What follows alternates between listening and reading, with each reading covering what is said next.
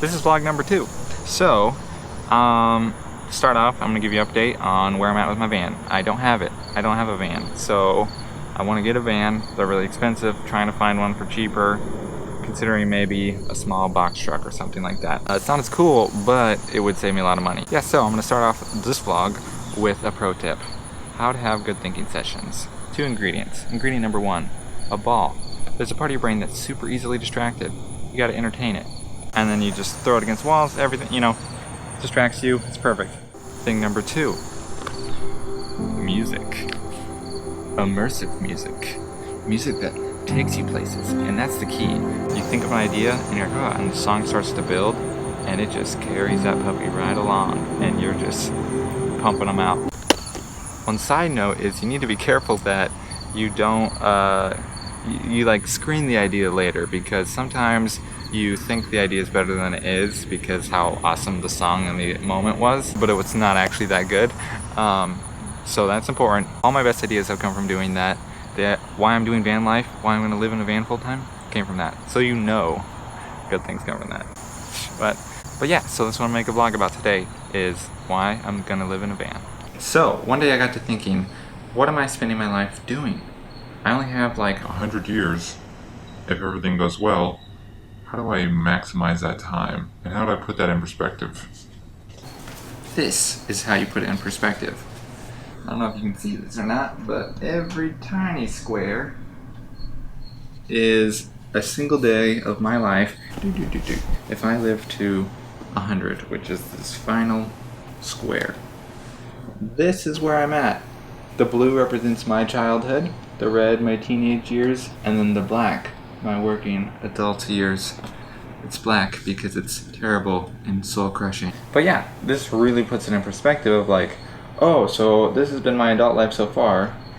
I have about a lot of those left, which is encouraging, but also, how do I spend this time effectively? The other thing that can happen when you put your life into a timeline like this is you're all of a sudden like, I don't like the feeling of like being limited, even though it's vast, it feels limiting. But I always like to put it in perspective. The amount of time I have in comparison to most humans for most of human history, most of humans like made it to like 1 or 2, ancient human, not modern times. Let's go a few thousand years back. Most humans didn't make it past 1 or 2. The ones that did then died in childhood, and then the ones that made it past that made it to like 40, which is darn like right there. And that whole time, they spent most of their day doing work just to survive. Like they were working the whole time so that way they could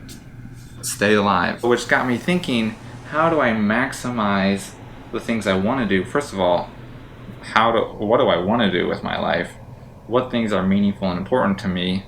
And then second of all, how do I maximize my ability to do those things? And that's what I'm going to talk about next.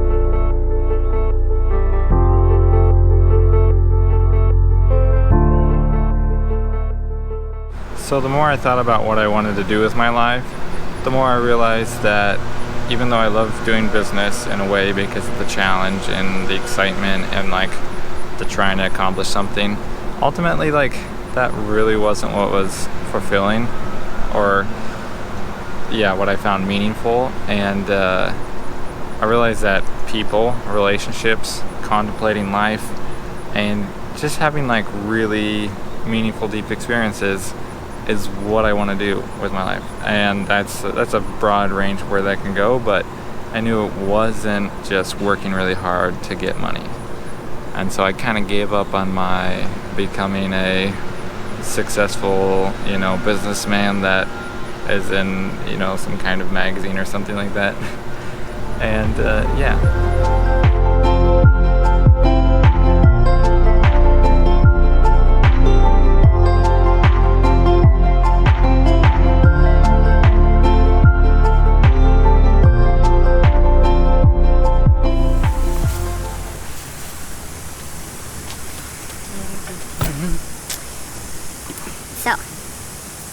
So, how do you create time to do the stuff you want to do? On one hand, you have time of your day. On the other hand, you have your expenses. And you need to put enough time in to do the work that's necessary to be able to pay for all your expenses, plus a little more so you can save, hopefully. And then you have expenses to begin with because you need food and shelter and those kinds of things. But we end up adding a bunch more to them. And we're doing it because we think it opens up more opportunities for us, but it doesn't really. For example, you can buy a big house, add an in-ground pool, get a really nice car, get a RV and a boat, and then you should be able to go boating and, you know, do everything, right? But a lot of people can end up just working their whole life to pay for all those things, and they're just barely keeping up with all the expenses they have, and then they're like 60 before they're retired, and by then, like, you're not gonna want to go hiking, or, I mean, you might, but it's not gonna be as fun as it would have been when you were younger. That's like one way that people try to go about this, but I think there's like actually like a real sweet spot with expenses where they actually do lead to opportunities, and that's where the van life comes in here, because I am literally minimizing all the unnecessary expenses and living as minimal as possible, and yeah, that's why I'm doing van life. And it opens up opportunities because now all of a sudden I can just move places. Like, moving before would have been incredibly difficult because you have to go somewhere and find another house or find somewhere to rent from, and when you're renting from somewhere you're just kind of throwing money away, whereas if I have the van, I'm not having to pay rent. If it's nice, then it'll be really small, but if it's sufficient, then I can move and travel and do everything for super cheap, like unbelievably cheap in comparison. Yeah, so that's why I'm stoked about van life. To me, it's a sweet spot of as few expenses for maximal opportunity, which then frees up my time to do what I want, which is travel and stuff like that, so it's perfect.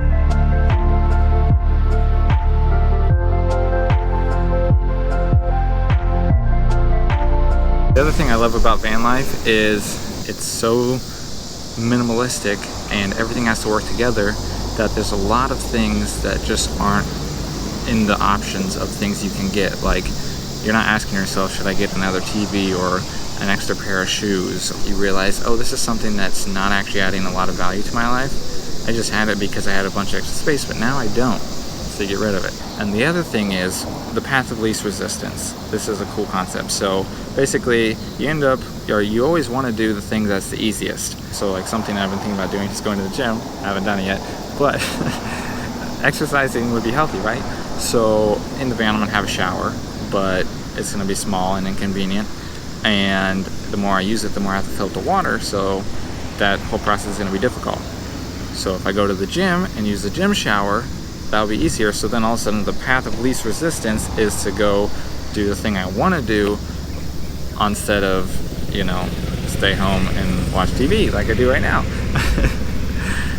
And yeah, so in so many ways, I'm trying to engineer my life to have the path of least resistance, all the things I want to be doing, and make all the things I don't want harder to do. And I think it's going to do that for me in some ways, so that's awesome. So yeah, that's why I'm moving into a van. Everybody should do it. It's obviously the best decision you can make, and that's where I'll leave it.